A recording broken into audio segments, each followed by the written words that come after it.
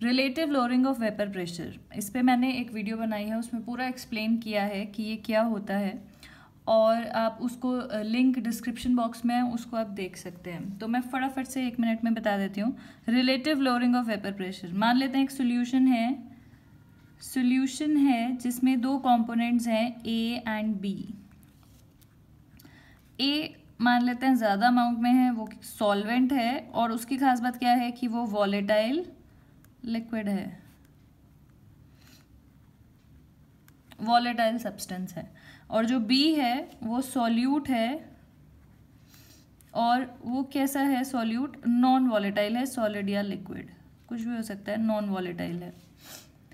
Relative lowering of vapour pressure मतलब कि vapour pressure लो हो जाता है। इसी नाम में ही छुपा है कि जब खाली अगर सॉल्वेंट की बात करें, मतलब प्योर सॉल्वेंट है और दूसरा सॉल्वेंट प्लस सोल्यूट है, यानी कि सॉल्यूशन है, तो वेपर प्रेशर लो हो जाता है। इसका प्रेशर हमेशा प्योर सॉल्वेंट का ज़्यादा होता है इसके प्रेशर से, जो इस सॉल्वेंट में लगाएगा।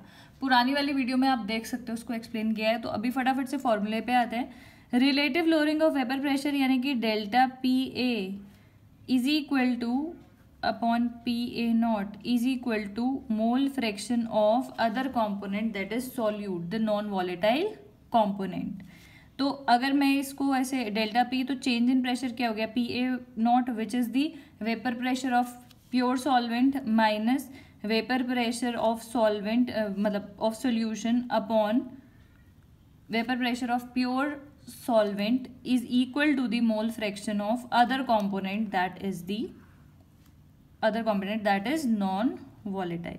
So this is the formula of relative lowering of vapor pressure. If you want to calculate, if the thing asked in question is lowering of vapor pressure, then you have to calculate this delta P. This is lowering of vapor pressure and this whole thing is relative lowering. Relative matlab compare this difference with the pure vapor pressure of solvent. So this whole thing delta PA upon PA naught is relative lowering of vapor pressure. जैसे जैसे आप numericals करेंगे आपको समझ में आएगा कि आपको किस तरीके से उसको सॉल्व करना है और क्लैरिटी मिलेगी टॉपिक से।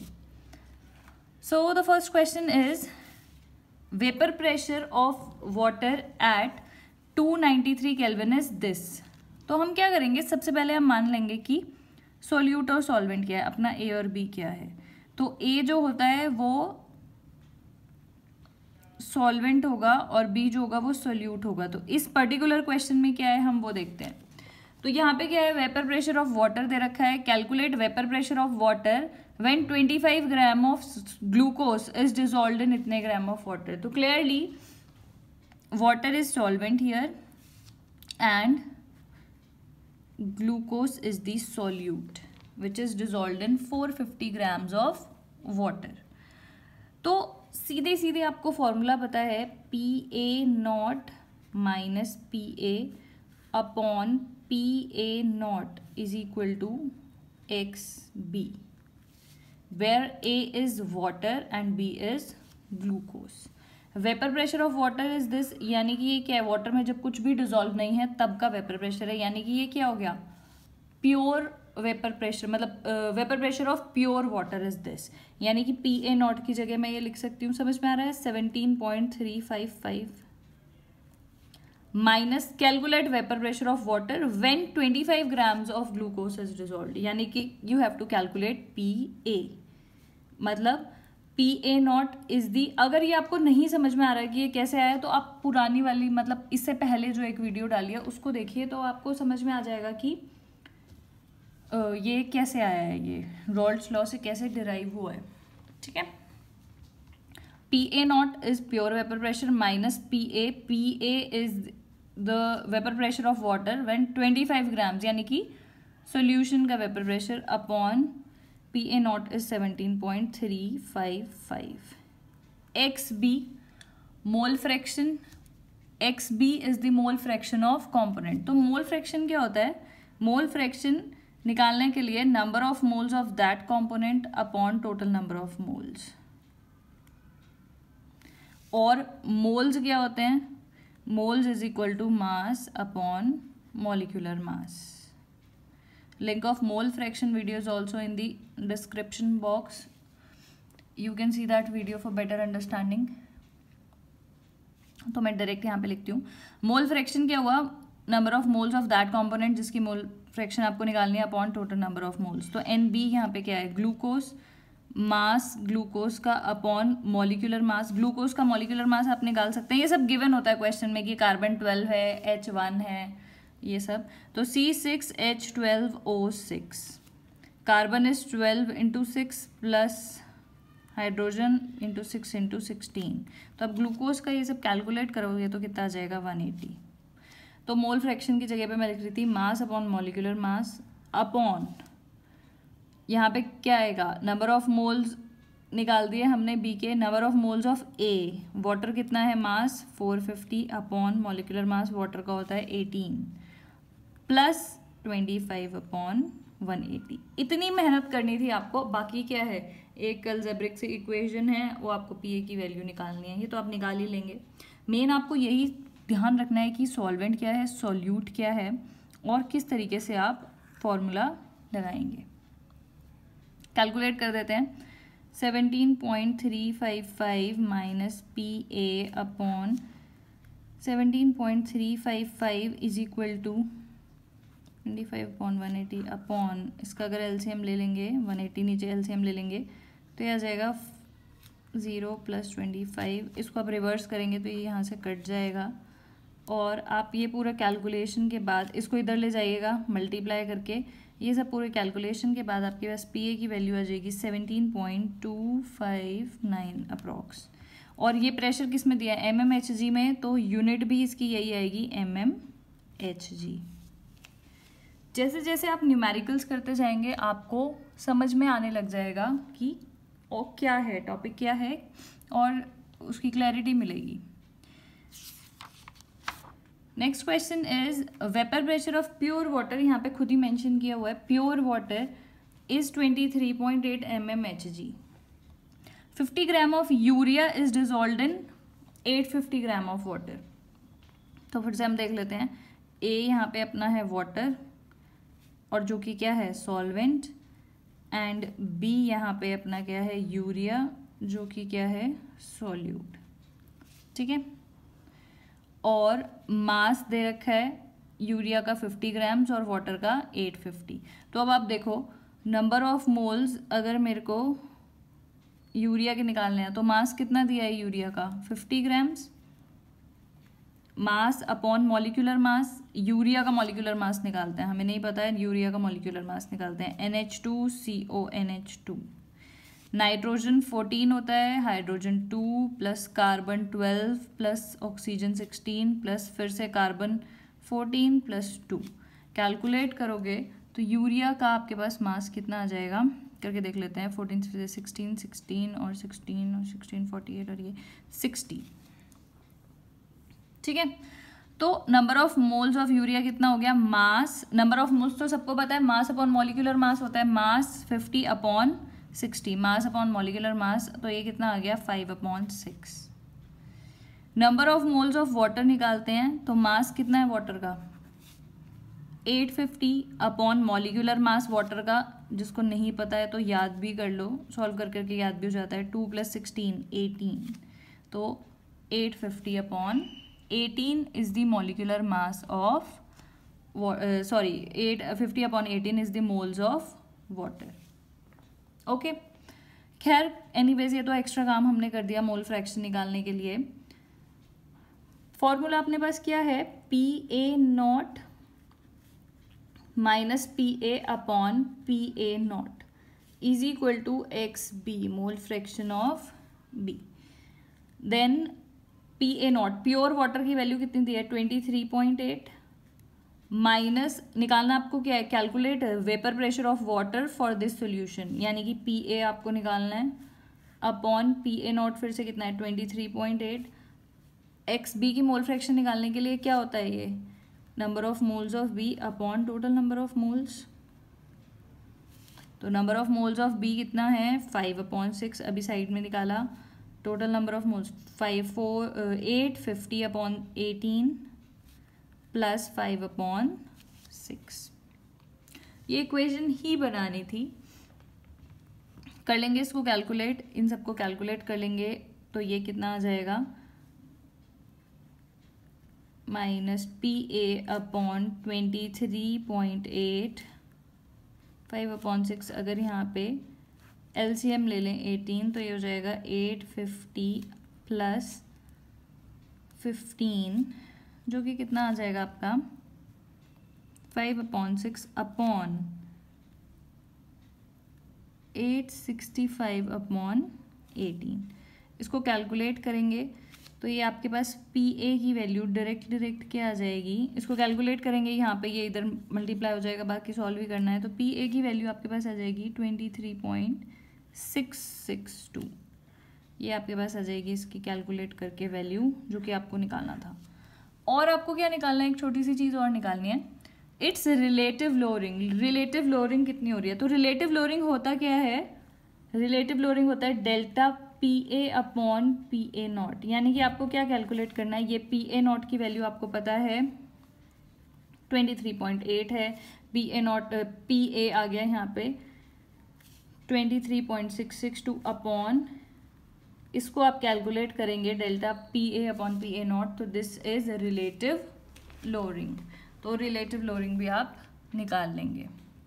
मतलब सोचना इस तरीके से है ये, बाकी तो कैलकुलेशन ही है, किस तरीके से फॉर्मूला पुट करना है वो आपको देखना है। Vapour pressure of pure benzene at certain temperature is this, a non-volatile non-electrolyte solid weighing 0.5 gram when added to 39 gram of benzene, vapor pressure of solution is then this. Okay, तो फिर से हम देख लेते हैं। A अपना क्या है, बेंजीन। A जो है वो हम क्या ले लेते हैं, सॉल्वेंट, और सोल्यूट को हम ले लेते हैं B, और यहाँ पे वो क्या है, कुछ गिवन नहीं है कि वो क्या है, तो हम ले लेते हैं वही non volatile solid, non volatile solid है यहाँ पे, ठीक है। Vapour pressure of pure benzene is this. तो पहले देखते हैं क्या क्या गिवन है। पी ए नॉट गिवन है हमें 0.850 bar. A non volatile non electrolyte solid weighing इतना ग्राम, ये किसका है, मास ऑफ बी का है ये, when added to 39 gram of benzene. Mass of A, benzene का मास आपको दे रखा है 39 ग्राम्स, और मॉलिक्यूलर मास भी दे रखा है 78 ग्राम पर मोल, बेंजीन का ही, ए का ही दे रखा है, जो कि सॉल्वेंट है।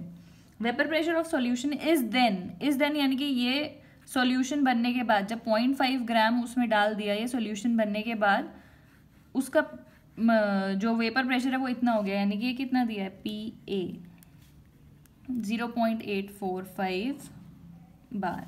व्हाट इज द मॉलिक्यूलर मास।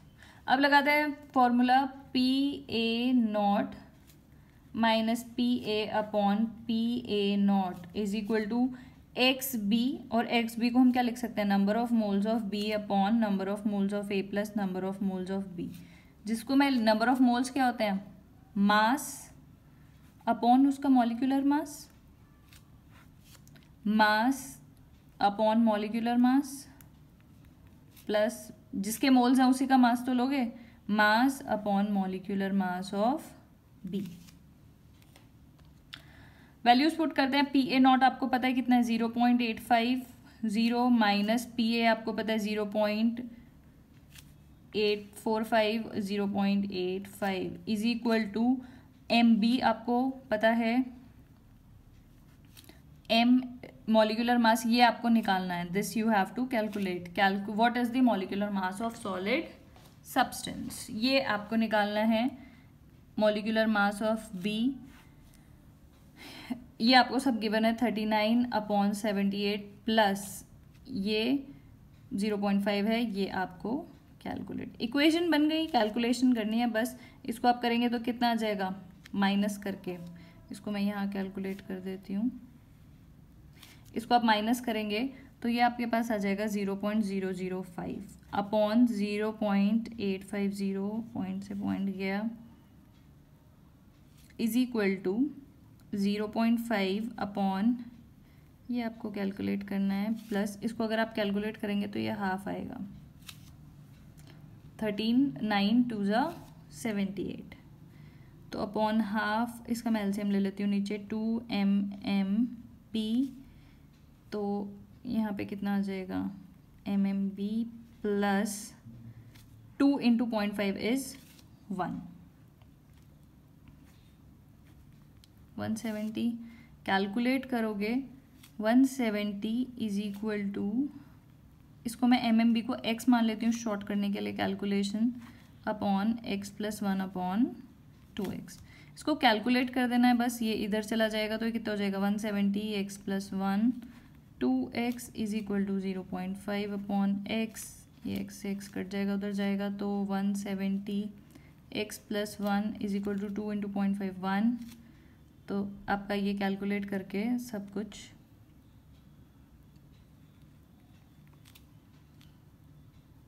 ये जो भी कैलकुलेट करके आपके पास आ जाएगा नियरली, इसको कैलकुलेट कर लेना, ठीक है, 170 ग्राम पर मोल।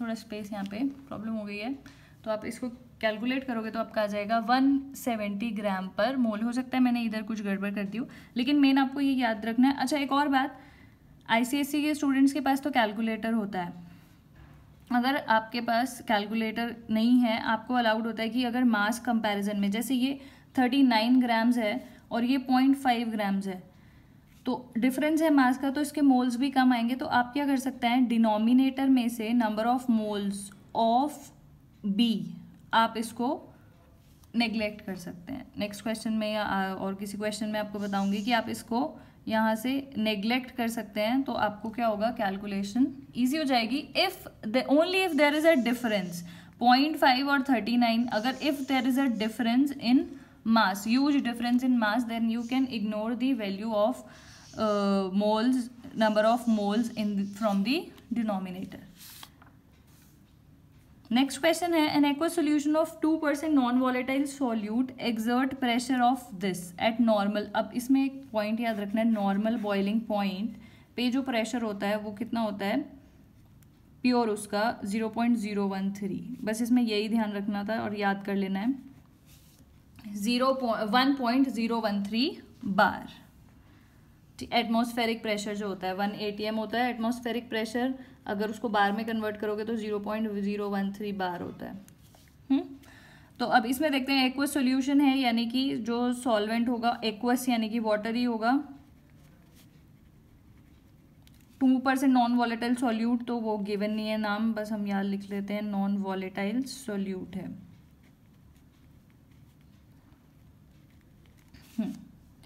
क्या क्या है वो देख लेते हैं। मैंने आपको बताया था 2% वो है, तो और वीडियोस में भी बताया कि अगर ऐसे दिया होता है तो मास मान लेते हैं। मास ऑफ सॉल्यूट बी है तो वो 2 ग्राम हो गया, और बाकी क्या बचा, मास ऑफ सॉल्वेंट वो 100 - 2% यानी कि 98%, मतलब उसको 98 ग्राम्स मान लेंगे। Exert a pressure of this eight normal, तो ये क्या है, ये इसका सोल्यूशन एक्सर्ट कर रहा है प्रेशर, तो PA0 आपको मैंने बताया एटमॉस्फेरिक प्रेशर 0.013 बार मानेंगे, और PA आपको गिवन है 1.004 बार। इस एक्वस सॉल्यूशन का है ये, तो प्योर सॉल्वेंट का वाटर का कितना होगा 1.013 बार। मॉलिक्यूलर मास निकालना है सॉल्वेंट का, तो मैं आपको बताती हूँ कि आपको कैसे वो करना है। PA0 - PA upon PA0 is equal to number of XB होता है, तो इसको आप क्या करोगे, NB अपॉन NA ले लोगे। NB जो है, क्योंकि 2 ग्राम और 98 gram there is a huge difference, तो इसलिए आप प्लस NB को नेग्लेक्ट कर दोगे to make the calculations easy. PA0 कितना हो गया 0.013 माइनस PA है 0.004 upon 0.013 is equal to number of moles NB, mass 2 gram upon molecular mass B का आपको निकालना ही है, molecular mass of B। Mass water का 98 है और वाटर का मॉलिक्यूलर मास होता है 18, ये आपको याद कर लेना, H2O2, और ये हो गया 16 18, ठीक है। इसको आप कैलकुलेट करेंगे तो कितना आएगा, इसको माइनस करेंगे तो ये आपके पास आ जाएगा 0.009 upon 1.013 is equal to 2 upon, ये आपको निकालना है, इंटू 18/98। कैलकुलेट करेंगे तो ये कितना आ जाएगा आपके पास, पॉइंट से पॉइंट हट जाएगा, कैलकुलेट करने के बाद आएगा ये 9/1013 इज इक्वल टू 18 अपॉन, इसको मैं काट देती हूँ 49, 18/49 दिस। तो बस calculation into 1013 upon, video pause करके क्वेश्चन सॉल्व किया करो, फिर आंसर मैच किया करो। इसको आप कैलकुलेट करेंगे तो ये आपके पास आ जाएगा 41, नियरली 41.346। और हम निकाल क्या रहे थे, मॉलिक्यूलर मास निकाल रहे थे, तो ये हो जाएगा ग्राम पर मोल। मॉलिक्यूलर मास की यूनिट होती है ग्राम पर mole. Okay, next question is calculate the mass of non volatile solute. Mass आपको निकालना है, फिर से हम देख लेते हैं। और विच should be dissolve in 114 gram of octane. तो यहाँ पे ए यानी कि सॉल्वेंट है ऑक्टेन, और बी क्या है जो कि गिवन नहीं है, एक्चुअली क्या है, नॉन वॉलेटाइल सॉल्यूट। फॉर्मूला क्या होता है, PA0 minus PA upon PA0 is equal to XB। और XB क्या होता है, हम इसमें भी क्या करेंगे, कैलकुलेट मास ऑफ दिस। तो मास हम क्या करते हैं, मास हमें निकालना है, डिफरेंस है या नहीं वो हमें नहीं पता, तो हम इसको इग्नोर करके नहीं चल सकते हैं। ठीक है, कैलकुलेट नहीं हो रहा होगा तो आप इसको इग्नोर कर देना। ठीक है, नंबर ऑफ मतलब जो सेम वो होगा, यानी कि NB को इग्नोर कर देंगे। फिलहाल लेके चलते हैं। Calculate the mass of non volatile solute, molecular mass 40 gram दे रखा है उसका ग्राम पर mole, which should be dissolve in 114 gram of octane. तो ऑक्टेन एक्चुअली में क्या होता है, ऑक्टेन मतलब 8 एल्केन है, तो फॉर्मूला ये होगा, मॉलिक्यूलर मास निकाल देते हैं इसका, 12 इंटू 8 प्लस 18 कितना आ जाएगा, 114। To reduce its vapour pressure to 80%। तो अगर ओरिजिनल मान लिया 100% था, रिड्यूस होके कितना हो गया, 80%। 80% रिड्यूस टू 80%, यानी कि PA जो नया वाला है, यानी कि जो सॉल्यूशन का वेपर प्रेशर है वो 80% बचा। तो 100 होगा तभी 80 बचा है, तो हमने उसको परसेंट को हमने मान लिया कि ये 100 था माइनस 80 अपॉन ओरिजिनल कितना था 100 is equal to number of moles of non volatile solute is equal to mass, जो हमें निकालना है, इसका मास निकालना है B का, अपॉन मॉलिक्यूलर मास दिया है 40 अपॉन इसका मास है 114, मॉलिक्यूलर मास भी कितना है 114 प्लस NB अपॉन 40। इसको माइनस करेंगे तो कितना आएगा 20 अपॉन 100, जो कितना आ गया 1/5 इज इक्वल टू मास इसका है ये 1 आ गया, 1 प्लस MB अपॉन 40। कैलकुलेट कर लेते हैं, तो ये इधर से ला जाएगा 1 प्लस MB अपॉन 40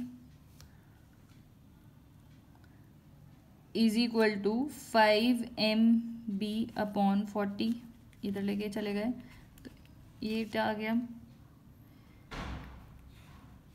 उसको कैलकुलेट करेंगे 40 प्लस एलसीएम लिए 40 plus MB upon 40 is equal to MB upon 8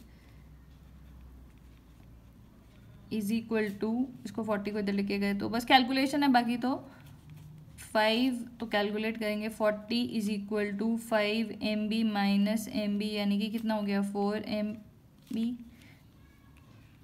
तो कितना आ गया 10 ग्राम्स मास निकालना था। 10 grams is the mass of non volatile solute. तो ये मैं आपको इसलिए बता रही हूँ, मतलब पहले ही क्लियर कर लो, एकदम से लिख लो कि सॉल्वेंट क्या है, सॉल्यूट क्या है, जिससे जब आप देख रहे हो वेपर प्रेशर या फिर मास किसका रखना है, मॉलिक्यूलर मास किसका रखना है, नंबर ऑफ मोल्स किसके निकालने हैं, वो बिल्कुल क्लियर हो जाए क्वेश्चन करते ही, कोई कंफ्यूजन नहीं हो। लास्ट क्वेश्चन करते हैं। Vapour pressure of water is 12.3 kilo pascal at 300 kelvin. Calculate vapour pressure of 1 molal solution. इसमें बस एक ही पॉइंट मुझे बताना है. 1 molal solution of non volatile solute. 1 molal. The link of molality is also in the description box. अगर आपको molality नहीं पता है कि क्या होता है तो आप वो वीडियो देख सकते हैं. 1 मोलल सॉल्यूशन मतलब होता है 1 मोल पर केजी. और इसका मतलब क्या होता है, 1 ऊपर होता है मोल ऑफ सॉल्यूट, ऊपर होता है number of moles of solute upon, और ये क्या है 1 मोल ऑफ सोल्यूट. इसका मतलब है 1 mole of solute dissolved in 1 kg of solvent. तो इस 1 मोलल सॉल्यूशन से हमें 2 इंफॉर्मेशन मिल गई कि नंबर ऑफ ए जो होता है आपका क्या होता है सॉल्वेंट, और बी जो होता है वो होता है सोल्यूट. 1 मोलल सॉल्यूशन से 2 इंफॉर्मेशन मिल गई. Number of moles of solute यानी कि NB की वैल्यू है 1, और इन 1 kg सॉल्वेंट, और मास ऑफ सॉल्वेंट यानी कि A कितना है आपके पास 1 kg. ओके, बस इतना ही बताना था. Vapour pressure of water at this, यानी कि अब मैं फॉर्मूला लिख देती हूँ. PA0 minus PA upon PA0 is equal to XB को लिख सकते हैं number of moles of this upon total number of moles. Vapour pressure of water is this 12.3 kilo pascal. और कैलकुलेट वेपर प्रेशर, आपको vapour pressure निकालना है, PA आपको निकालना है. फिर ये कितना है 12.3. B है सॉल्यूट, इसके मोल्स आपको यहाँ पे हमने देख दिया कि NB जो है वो 1 है, अपॉन मास 1 kg है. इससे नंबर ऑफ मोल्स निकाल सकते हैं. Na के कैसे निकालेंगे, मास 1 kg यानी कि 1000 grams upon mass upon molecular मास होता है. मॉलिक्यूलर मास वाटर का होता है 18, तो कैलकुलेट करोगे 55.5 आएगा. और ये आपको वैसे भी याद रख लेना है कि 1 kg water is equal to 1 liter water because the density of water is 1. If it is not given, the density of water is 1, so 1 kg of water is equal to 1 liter. And in 1 kg और 1 liter water there are 55.5 moles. नहीं याद रहता तो आप इससे निकाल सकते हैं कि 1000 grams मास अपॉन उसका मॉलिक्यूलर मास कितना हो गया 55.5 मोल्स. तो कर देंगे मोल्स. अब आपको मिल ही गया है यहाँ पे NB कितना है 55.5 मोल. यहाँ NA ये है, NB 1 है. पूरी बस अब सिंपल कैलकुलेशन ही करनी है. ये पूरा कितना आ जाएगा 55.6 मल्टीप्लाई करके 12.3 minus PA is equal to, इसको मल्टीप्लाई करोगे 12.3. इसको कैलकुलेट करेंगे तो प्रेशर आ जाएगा 12.086. और यूनिट क्या है इसकी, जो इसकी थी किलो पैस्कल, वही यूनिट इसकी आएगी. एक और बात कि जब आप कैलकुलेशन कर रहे हो तो आपको खुद ही पता चल जाएगा, एक आइडिया हो जाएगा कि आपने सही किया है या नहीं. क्योंकि प्योर जो सॉल्वेंट का प्योर वेपर प्रेशर होता है वो हमेशा ज़्यादा ही होता है. इसकी वैल्यू कितनी आई है 12.086 एंड प्योर की कितनी है 12.3. तो हमेशा लोअरिंग कॉलिगेटिव प्रॉपर्टीज़ का जो नाम है उन्हीं में ही पूरा वो छुपा हुआ है कि क्या है relative lowering of vapour pressure. मतलब वेपर प्रेशर लो यानी कि डिक्रीज हो जाता है when any non volatile solute is added to solvent. That is it for this video. Stay connected for next videos on colligative properties and Van't Hoff factor. Thank you so much for watching.